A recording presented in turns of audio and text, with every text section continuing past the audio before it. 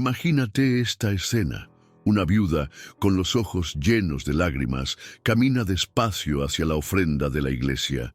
Sus manos temblorosas sostienen las últimas monedas que le quedan. Recuerda todos los sermones que ha escuchado sobre la necesidad del diezmo, cómo la bendición depende de darlo y cómo los que no diezman corren el riesgo de desagradar a Dios. Un peso invisible cae sobre sus hombros, una mezcla de culpa, miedo e incertidumbre. Pero en medio de esta tormenta de emociones, una voz suave resuena en su conciencia. ¿Es esto lo que Dios realmente quiere? ¿No enseñó Jesús que un corazón generoso vale más que números fijos? Esta noche, esta viuda no tendrá nada para comer, pero su ofrenda ya la entregó. ¿Es justo? ¿Es realmente bíblico? Si alguna vez te has sentido presionado, confundido o hasta engañado con el tema del diezmo, este video es para ti. Vamos a explorar 3 verdades bíblicas que casi no se mencionan en las iglesias. Revelaciones que pueden cambiar por completo tu forma de ver el dinero y tu relación con Dios. El tercer punto te va a sorprender, porque sacaremos a la luz una verdad que muchos líderes prefieren evitar. No te lo pierdas. Quédate hasta el final y descubre lo que la Biblia realmente enseña. Y si este video te ayuda a entender mejor las cosas, dale like, suscríbete y comparte tu opinión en los comentarios. Ahora, vamos a adentrarnos en el contexto del diezmo en el Antiguo Testamento. ¿Alguna vez te has puesto a pensar de dónde viene esta idea? No me refiero a lo que siempre oímos en los sermones, sino a lo que la Biblia realmente dice. Muchas veces nos presentan una versión muy simple, el diezmo como una obligación, un porcentaje fijo. Pero la verdad bíblica es mucho más rica y profunda. Para entender el presente, tenemos que viajar al pasado. Nuestra aventura comienza mucho antes de la ley de Moisés, incluso antes de los mandamientos que conocemos. Regresamos a la época de Abraham, el padre de la fe. En el libro de Génesis, capítulo 14, versículos 18 al 20, encontramos algo interesante. Después de ganar una gran batalla, Abraham se encuentra con Melquisedec, un personaje misterioso, un sacerdote del Dios Altísimo. ¿Y qué hace Abraham? Le ofrece a Melquisedec el diezmo de todo lo que había ganado. El texto lo dice claro, y Abraham le dio el diezmo de todo. Ojo aquí, Abraham no estaba obedeciendo un mandamiento, porque la ley todavía no existía. Tampoco estaba siguiendo una tradición, porque él mismo estaba empezando esta práctica. Entonces, ¿por qué dio el diezmo? La respuesta es poderosa: gratitud. Él sabía que su victoria no era por su propia fuerza, sino por Dios. Su acto fue espontáneo, una forma de adorar y reconocer que Dios es el que manda. Este detalle nos da una pista importante. El diezmo, al principio, no era una obligación, sino una forma de mostrar un corazón agradecido y sumiso a Dios.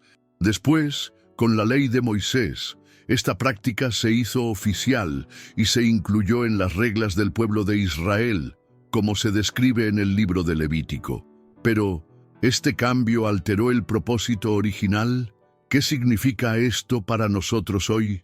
Quédate con nosotros, porque las respuestas a estas preguntas pueden cambiar tu forma de pensar para siempre.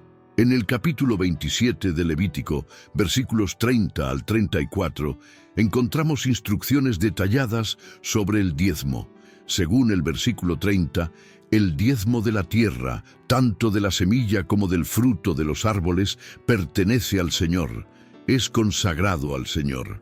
Aquí, el diezmo se convierte en un mandamiento y una parte importante del sistema religioso y social de Israel. Pero, ¿cuál era su verdadero propósito? No solo era para mantener una estructura o pagar sueldos, sino que tenía 3 funciones principales, todas basadas en la justicia y la compasión. Primero, como se menciona en Números 18, 21, 24, el diezmo estaba destinado a mantener a los levitas, la tribu que no recibió tierras como herencia y que se dedicaba a servir en el tabernáculo, y después en el templo. El versículo 21 lo dice claramente: a los levitas les doy todos los diezmos en Israel como herencia por el servicio que prestan. Esta provisión aseguraba que los que dedicaban su vida al servicio espiritual tuvieran lo necesario para vivir. Segundo, el diezmo también servía para ayudar a los que más lo necesitaban. Huérfanos, viudas y extranjeros recibían ayuda de un diezmo especial que se recolectaba cada 3 años, como se indica en Deuteronomio capítulo 14, versículo 28 y 29. Esta práctica aseguraba que nadie en la comunidad de Israel pasara hambre o viviera en la pobreza extrema. Podemos verlo como una red de seguridad social, inspirada por Dios, para cuidar a los más vulnerables. Por último, una parte del diezmo se usaba para celebrar fiestas religiosas. Estos eventos fomentaban la convivencia y la alegría entre el pueblo de Dios. El diezmo no era solo un impuesto obligatorio, sino una inversión en la vida espiritual y comunitaria de la nación. Es importante entender que había diferentes tipos de diezmos. No era una simple contribución fija del 10%, sino un sistema más complejo que incluía el diezmo anual para los levitas, el diezmo trienal para los necesitados y otras ofrendas y contribuciones especiales. Lo más importante no era el porcentaje exacto, sino el principio detrás de la práctica: reconocer que Dios es la fuente de todo lo que tenemos y compartir generosamente con los demás. Sin embargo, incluso en el Antiguo Testamento, este principio se distorsionó. En el libro de Malaquías, capítulo 3, versículos 8 al 12, Dios confronta a su pueblo por no dar los diezmos y las ofrendas. El versículo 8 pregunta directamente: ¿acaso roba el hombre a Dios? Pues ustedes me están robando. El problema no era que Dios necesitara dinero, sino que no dar el diezmo reflejaba un corazón alejado de Él, falta de fe y compromiso. Así, vemos una situación clara. El diezmo tenía un propósito noble, basado en la gratitud y la justicia, pero también podía ser distorsionado y convertirse en hipocresía. Entender esto es clave para lo que viene. Ahora vamos a avanzar en el tiempo para analizar las enseñanzas de Jesús. ¿Qué dijo realmente sobre el diezmo? ¿Mantuvo la obligación legalista o presentó una nueva perspectiva? La respuesta te puede sorprender. Y este es el punto que muchos líderes religiosos evitan tocar. Jesús sí mencionó el diezmo, pero el contexto es fundamental. Lo hizo 2 veces. Y en ambas, no para reforzar que es obligatorio, sino para denunciar la hipocresía religiosa de la época. En Mateo capítulo 23, versículo 23, Él confronta a los fariseos y escribas que se sentían orgullosos de obedecer la ley al pie de la letra, pero se olvidaban de valores mucho más importantes. El versículo es contundente: ¡ay de ustedes, maestros de la ley y fariseos hipócritas! Dan el diezmo de la menta, el eneldo y el comino, pero se olvidan de lo más importante de la ley: la justicia, la misericordia y la fe. Estas palabras de Jesús nos hacen pensar profundamente sobre el verdadero significado del diezmo y cómo aplicarlo en nuestra vida espiritual hoy. Jesús regaña a los fariseos por preocuparse demasiado por detalles externos, mientras se olvidaban de lo esencial: la justicia, la misericordia y la fe. Él no está en contra del diezmo, pero enfatiza que no debe ser lo más importante de la fe. Los fariseos eran muy cuidadosos al diezmar hasta las especias más pequeñas, pero fallaban en los aspectos más profundos de la vida espiritual. Esto nos enseña una lección importante. ¿De qué sirve cumplir con rituales religiosos si nuestro corazón está endurecido, si no tenemos compasión y rectitud? Cristo nos llama a un cambio interno, a renovar nuestro corazón. En Lucas, capítulo 11, versículo 42, él refuerza este mensaje denunciando de nuevo la hipocresía de los líderes religiosos que daban más importancia a cosas externas, pero ignoraban el amor a Dios y al prójimo. ¡Ay de ustedes, fariseos! Dan el diezmo de la menta, la ruda y toda clase de hierbas, pero se olvidan de la justicia y del amor de Dios. La clave está en las prioridades. Jesús no elimina el diezmo, pero lo pone por debajo de algo mucho más importante: vivir la justicia y el amor. Otro ejemplo claro es la parábola del fariseo y el cobrador de impuestos, que se cuenta en Lucas capítulo 18, versículos 9 al 14. Dos hombres suben al templo a orar. El fariseo se siente orgulloso de su religiosidad, enumera sus méritos, incluyendo que diezma fielmente. En cambio, el cobrador de impuestos, con humildad, reconoce que necesita la misericordia de Dios. ¿A quién aprueba Dios? Al humilde, al que se rinde ante su gracia. Lucas, capítulo 18, versículo 14 lo dice claro. Les digo que este hombre volvió a su casa justificado ante Dios, y no el fariseo. Porque todo el que se enaltece será humillado, y el que se humilla será enaltecido. El fariseo no estaba mal en diezmar, pero su actitud era vacía, porque su corazón estaba lleno de orgullo y autosuficiencia. Una de las historias más conmovedoras sobre dar y tener fe es la de la viuda pobre, que se cuenta en Marcos capítulo 12, versículo 41 al 44, y Lucas capítulo 21, versículos 1 al 4. Jesús ve a los ricos depositando grandes cantidades en el templo, pero una viuda pobre solo da 2 pequeñas monedas, todo lo que tenía.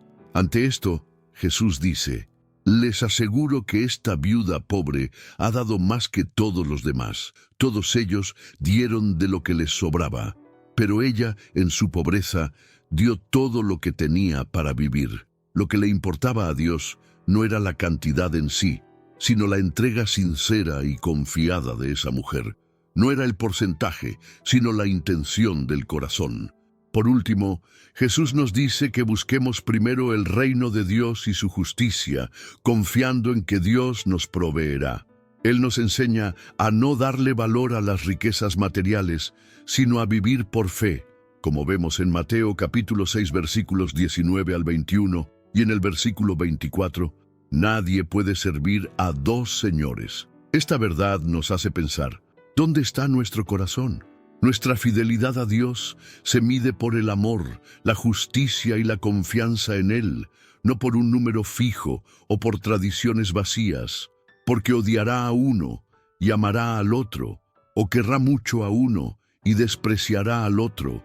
No se puede servir a la vez a Dios y al dinero. Aquí está el segundo gran secreto, y es poderoso. Jesús puso el corazón por encima del porcentaje, la generosidad por encima de la obligación y la confianza en Dios por encima de acumular bienes materiales. Si este contenido te ha ayudado a entender mejor las cosas, déjanos tu like. Ahora, prepárate para el siguiente punto, donde vamos a explorar cómo los apóstoles interpretaron y aplicaron estas enseñanzas en la gracia más sublime del Nuevo Testamento: la generosidad y la ofrenda voluntaria. Hasta ahora, hemos analizado el diezmo en el Antiguo Testamento, su propósito original y cómo se distorsionó con el tiempo. También vimos cómo Jesús nos hizo enfocarnos en la justicia, la misericordia y la fe por encima de cumplir la ley al pie de la letra. Pero la gran pregunta ahora es: ¿qué enseñaron los apóstoles sobre el diezmo?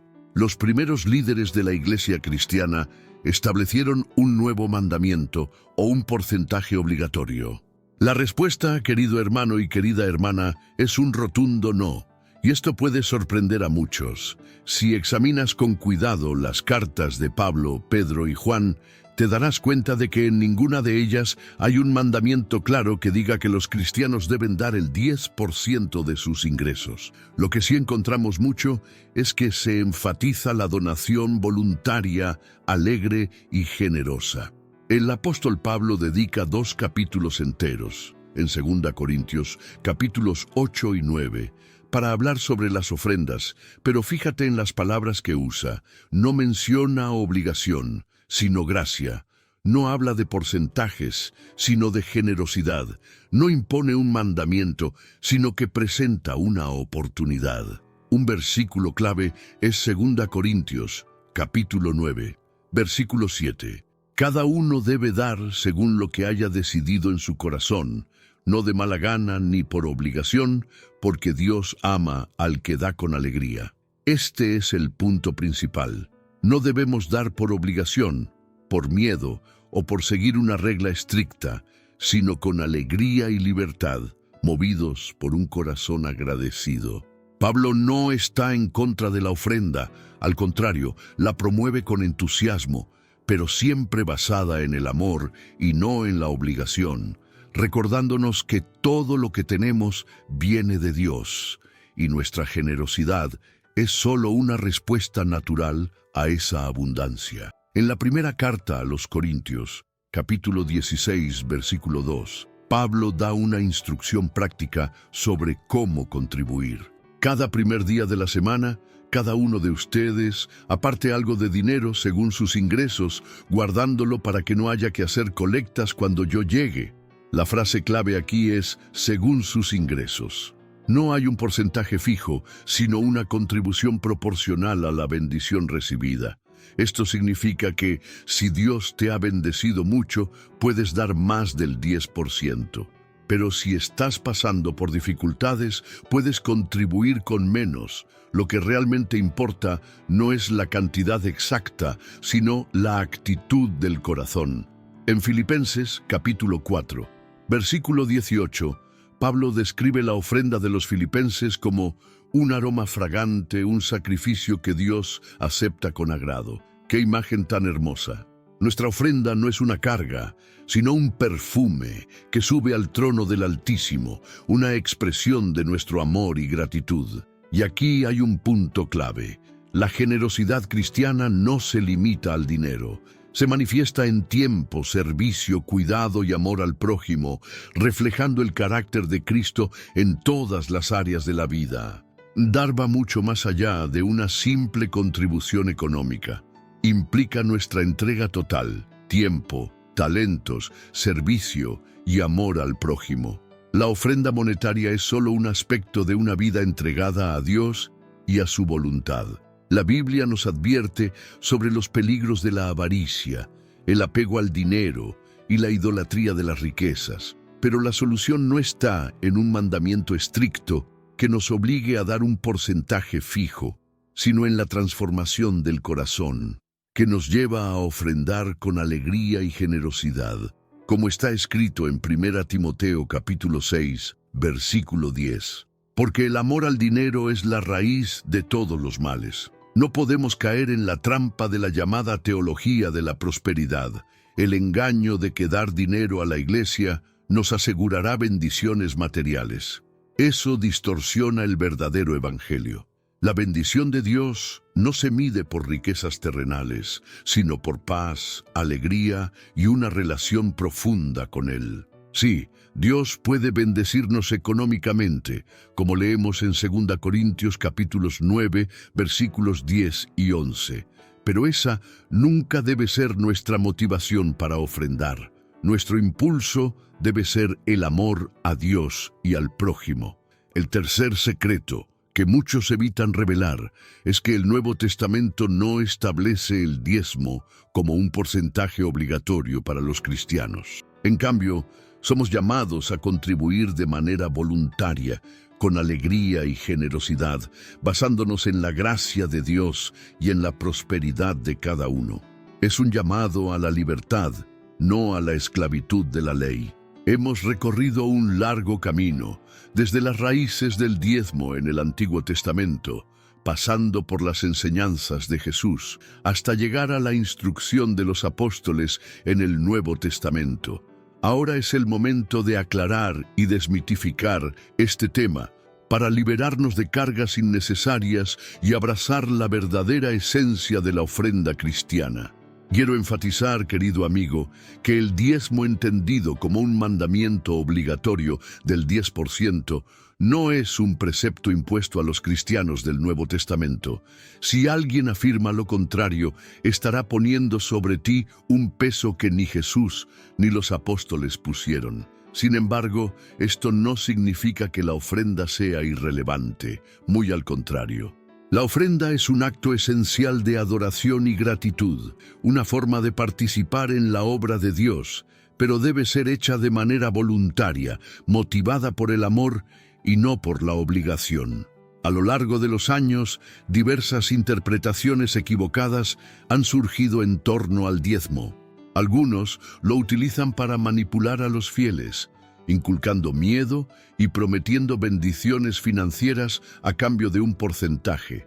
Otros lo transforman en un legalismo rígido, que desvía del verdadero espíritu de la gracia.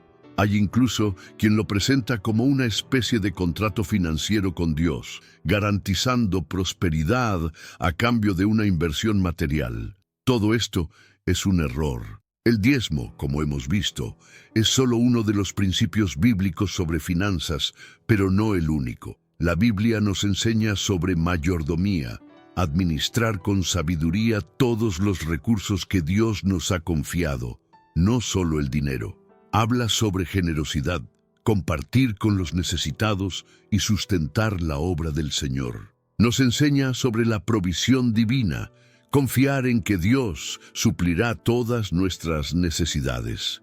Pero entonces, ¿cómo debemos ofrendar? Primero, con oración.